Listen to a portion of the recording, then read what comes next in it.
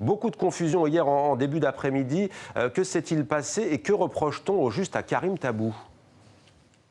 Karim Tabou a été arrêté par deux policiers en civil hier en début d'après-midi dans le quartier de Douéra, dans la banlieue d'Alger.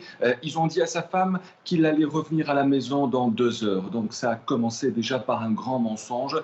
Eh bien, on lui reproche surtout d'être un leader de l'opposition algérienne. Il a été incarcéré il y a quelques heures à la prison de Koléa à Alger, accusé surtout par le chef d'inculpation de démoralisation de l'armée, atteinte au symbole et au moral de l'armée algérienne. C'est le même chef d'inculpation qui a mené le vétéran de la guerre de libération, souvenez-vous, Lacht al-Bourga'a, en prison depuis presque 3 mois maintenant.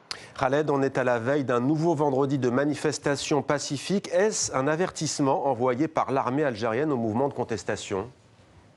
Demain, c'est le vendredi 13. Et c'est aussi le 30e vendredi de mobilisation depuis le début de la révolution pacifique en Algérie.